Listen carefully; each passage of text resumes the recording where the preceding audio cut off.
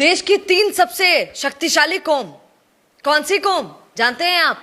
वैसे तो जो यूपीएससी की तैयारी करते हैं काफी लोग और बाकी भी स्टूडेंट्स को तो पता होता है, अनेकों लोगों को नहीं भी पता होता है। आपको बता देती हूँ कि मैं ऐसा क्यों बोल रही हूँ। हमारे देश में राष्ट्रपति को सबसे बड़ा पद माना जाता है, आप जानते हैं। उन्हीं के बॉडीगार्ड पीबीजी, उनके जो बॉडीगार्ड्स होते हैं लगभग पीबीजी में होते हैं 150 से या फिर 180 के करीब सैनिक होते हैं, बॉडीगार्ड्स होते हैं, माफ कीजिएगा। तो उनमें कौन सी कौमों को शामिल किया जाता है? अब आप बोलेंगे मैडम जी कौम, हाँ जी भैया, उनमें कौम देखी जाती है, उनमें आपकी जाति देखी जाती है, जाति देखकर ही लिया जाता है और काबिलियत तो देखी जाती है। हिंदू जाट, जाट सिख और हिंदू राजपूत, ये 3 हैं जिन कौमों में से लिया जाता है। उनके अलावा किसी को नहीं लिया जाता। क्यों ऐसा है?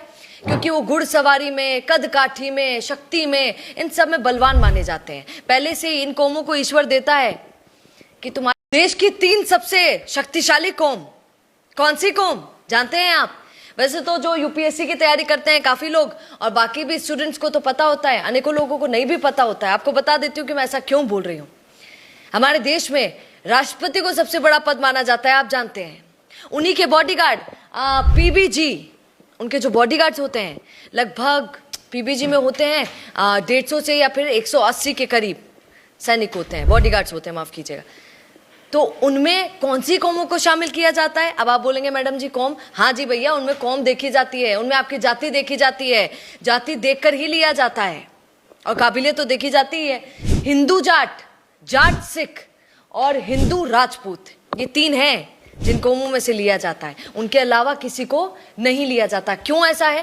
क्योंकि वो घुड़सवारी में, कद काठी में, शक्ति में, इन सब में बलवान माने जाते हैं। पहले से ही इन कौमों को ईश्वर देता है कि तुम्हारे देश की 3 सबसे शक्तिशाली कौम कौन सी कौम जानते हैं आप?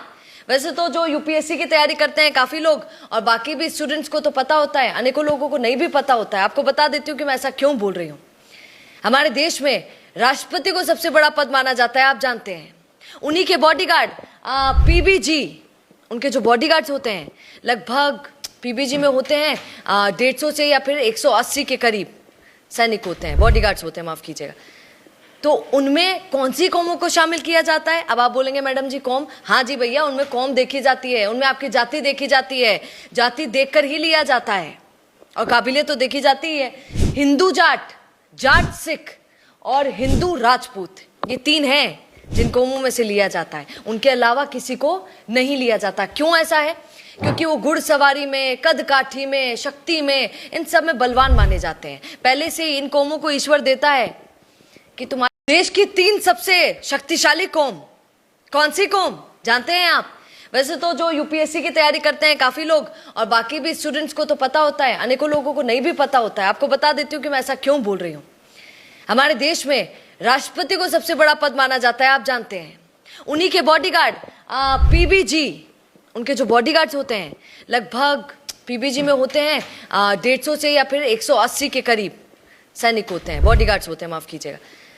तो उनमें कौन सी कौमों को शामिल किया जाता है? अब आप बोलेंगे मैडम जी कौम, हाँ जी भैया, उनमें कौम देखी जाती है, उनमें आपकी जाति देखी जाती है, जाति देखकर ही लिया जाता है और काबिलियत तो देखी जाती है। हिंदू जाट, जाट सिख और हिंदू राजपूत, ये 3 हैं जिन कौमों में से लिया जाता है। उनके अलावा किसी को नहीं लिया जाता। क्यों ऐसा है?